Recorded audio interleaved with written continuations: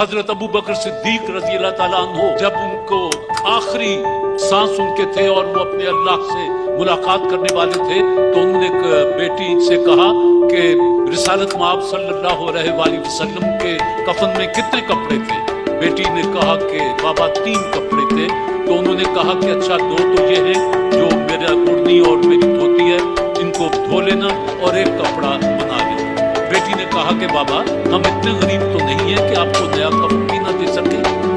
یہاں حضرت ابو بکر صدیق جو موت کے دروازے پر کھڑے ایک فکرہ کہتے ہیں کہ بیٹی نئے کپڑے کی زندہ لوگوں کو ضرورت ہوتی ہے.